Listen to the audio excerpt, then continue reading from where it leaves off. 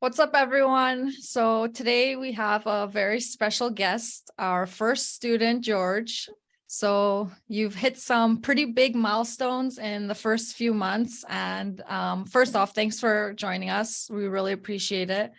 Super excited to talk to you and get to know, your journey, how everything's been so far, and just like your experience. So yeah, thanks, George. Oh yeah, thanks for having me. I mean, you guys were my first or my only coaches, right? My first and only coaches too. So, and it's been a great experience working with you guys. So I'm excited to kind of share what my experience and, kind of help the next wave of students, I guess. Yeah, for sure.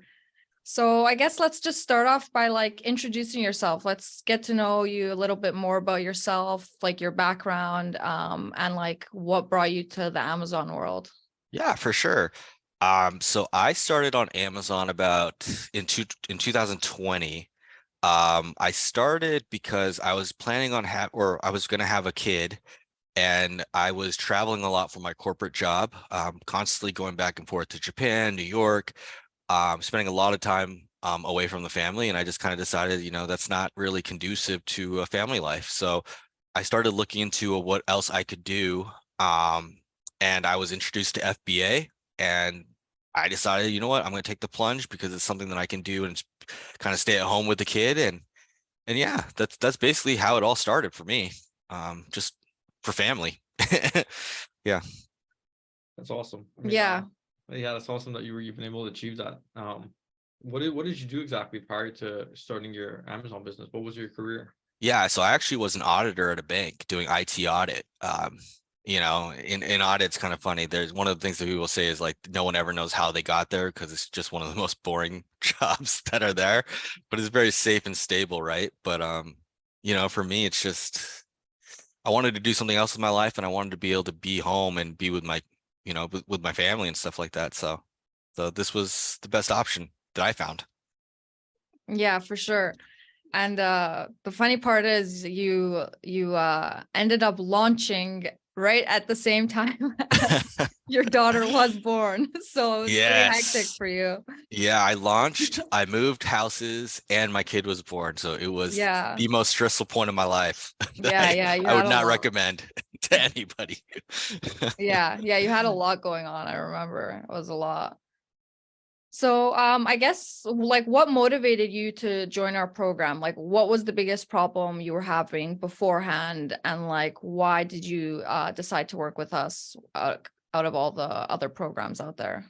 Yeah, for sure. I mean, I think at the end of the day, and anyone or everyone who's looking into this or has a little bit of knowledge on FBA knows there's a million different sources of information out there, right? You got thousands of YouTube videos, hundreds of thousands of articles, people claiming to be really good at Amazon, tons of TikTok shorts going viral, right? Of people saying, "Oh, all you have to do is go to Alibaba and buy something and sell it, and you're going to make a ton of money." Right. So first and foremost, there's just so much information. It's hard to parse through and figure out what's good information, right? Especially if you haven't sold before. Additionally to that, most of the people who are online and making these videos, they only want to cover the really hot topics of FBA, right? It's like, oh, you're going to buy a really cool product and then you're just going to put it on Amazon and sell it, right? No one likes to cover the nitty gritty where it's what's shipping like? How do I get my product here? How do I clear customs? How do I actually look through reviews or deal with customers or any of that kind of other pieces? It's not really covered in most of these courses.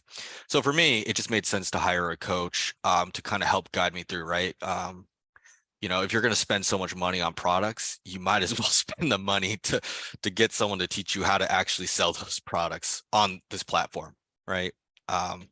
And how did I choose you guys? I mean, I think I went through a pretty rigorous process of looking through and hearing a lot of people's pitches.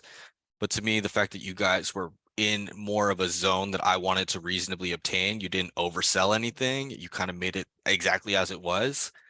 And the fact that you guys were just really nice and easy to work with. I think that for me was the ultimate selling point. Thanks, Appreciate it. George. Yeah, appreciate that. You're nice and easy to work with too. I try to be. Yeah, we're really lucky to have you as Yeah. the first student because you just made things easy on us, right? So Yeah. we're really grateful for that.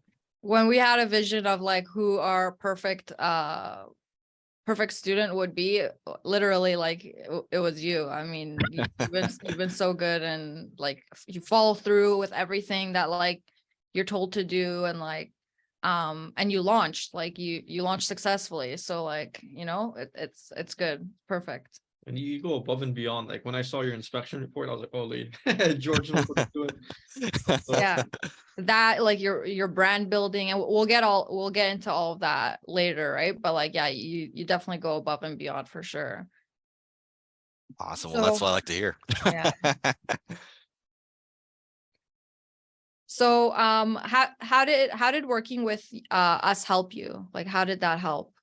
Yeah, I mean, first and foremost, right? You guys gave me SOPs, which is just a game changer in and of itself, right? I think a lot of people who probably aren't used to working in a corporate environment or kind of work maybe in a little bit of a more lax environment, they may not even know what SOPs are, but those are kind of critical to your success, right? Sustainable, scalable processes that you can continue to follow. Writing your own is very tedious and very, very difficult. And I think the fact that you guys also had templates on templates on templates, right? That you help provide on top of that really helps, right? So it's kind of like you do your own research, you learn by yourself on these SOPs, and then you guys fill in the gaps with any questions that I can ask or think about, right? And to me, that's just the most sustainable model. If you don't have something where you can look back and be like, okay, what do I do if this happens, or what do I do if that happens? Yeah, I mean, ultimately, I think that's the thing that's kind of helped me out the most. Just having something instead of just when I had to hear it and then I had to like write it down, like a lot of online courses, right? They don't give you anything, it's just talking at you. It's impossible to remember anything, and it's impossible to kind of have an easy to follow step-by-step process. So that's what I liked working with you guys the most. Awesome. Yeah. And like that's exactly why people get like mentors. That's why we got mentors and coaches and stuff too, right? Because once you see all that information, you're like, okay, what do I do with this? And when you have questions, you're like, well, who's going to answer those questions, right? So having that mentor to bounce those things off of and like actually get advice from is like super critical to, I think, anybody's success. Oh, 100%. Yeah. So, tell us about your success so far. I know you launched, we launched end of January, right? Was it? Yes, yeah, Yes. January. Yeah, I mean, And ultimate, it's end of March now, to give everybody context. So yeah. 2 months. I think first and foremost, right, I think one thing that I would definitely say to any new seller, and you guys can correct me if I'm wrong, right? But you need to tailor what your expectation of success is going to be on Amazon, especially when you launch. In my perspective, at least as a new seller, I did not expect to actually make money off of my first launch, right?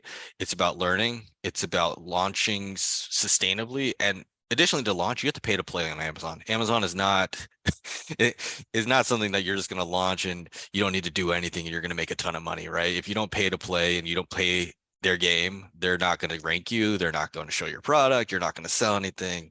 It's not going to work out, right? The first launch is you're paying to play that game. But success wise, right, the way I define success was, am I going to get a product that people actually want to buy? Am I going to get people to actually click and then convert that to an add to cart, to an actual purchase? Am I going to keep my return rate below a certain percentage? And ultimately, am I going to get natural reviews and have customers actually enjoy the product, right? And all those things to me have so far been a success. And now it's really just about honing in that PPC and kind of getting that profitability up. But in the beginning part, I mean, just having the people comment back, leave reviews, say that they like the product, just being able to see the sales go every day, slowly go from 2 a day, 5 a day, 10 a day, 12 a day. That to me has kind of been like my success metric for this beginning product. For sure, for sure. Do you want to say what your revenue has been so far in the last 2 months? Well, so one of the things I don't like about revenue is that revenue is a number that looks really good, but it's about how much you spent to make that revenue, right?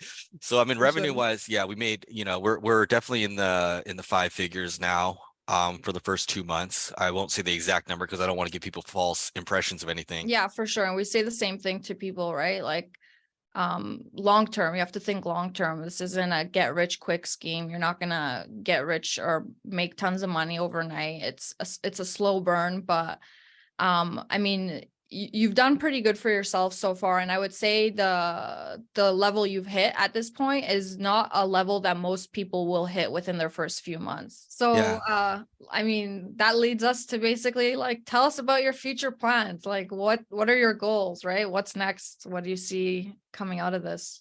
Yeah, I mean, ultimately, it's interesting, right? I chose a very broad name for that specific reason that Frank said, right? I didn't choose a name that's gonna put I didn't choose like George's uh Cookies. yeah, cookies or George's water bottles or something like that, right? So I can only sell water bottles or I can only sell cookies for that brand.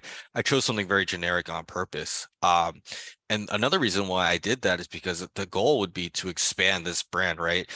And for me, it's kind of like have this brand, but have it be different subsets of my interest, right? So like I want to start a fitness one, I want to start one on food, I want to start all these different brands that can branch out from this one and kind of go into my different passions. That's definitely where I see this going, right? In the next 2, 3, 4, or 5 years. And yeah, I think the goal eventually is to exit. I don't want to work forever for sure.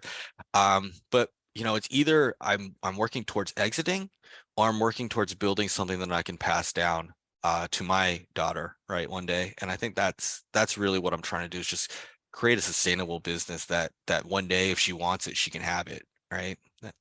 Yeah, that's my dream right now. Awesome. That's beautiful. I love that. I love hearing that.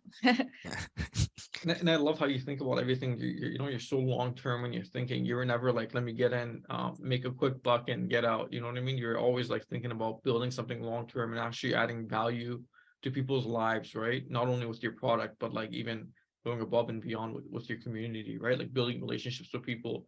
So I mean, like that's great. I mean, like a lot of people want to go into this Amazon business and have a get rich quick mindset, and Yeah. it's just not the way it is, right? I mean, you have to put in the work, you have to think about it long term, and you will reach your goals eventually, but you do have to put in the work and learn the steps.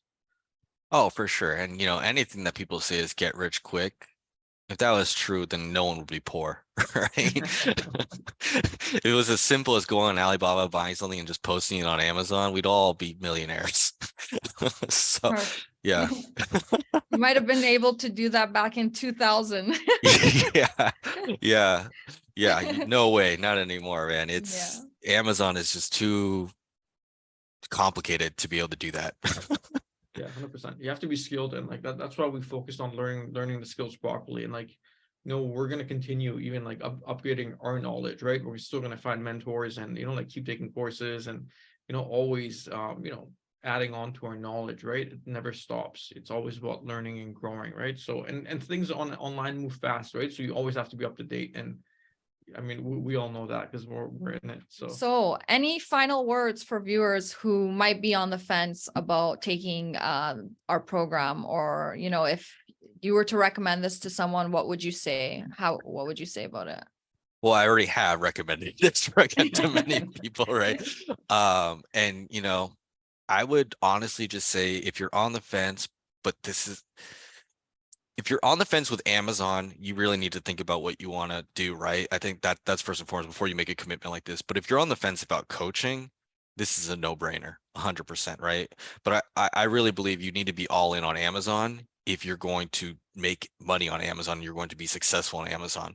But if you're going to be all in, you might as well be all in and get the coaching that you need too, right? If you don't know what you're doing, and honestly, I love all the free things online. I love the 8-figure sellers and kind of what everyone is saying, but it's nice to have people who were where I was not so long ago, and they're able to scale you to that size, right? Because going from 0 to 10 figures is going to just the amount of scale you need to do that and the amount of resources you need to do that, it's a completely different game, right? Having the model to be able to go from small business to a little bit bigger, that's the absolutely critical part. And this coaching staff with Shimon and Frank will absolutely get you there, and they'll get you the processes you need to get there.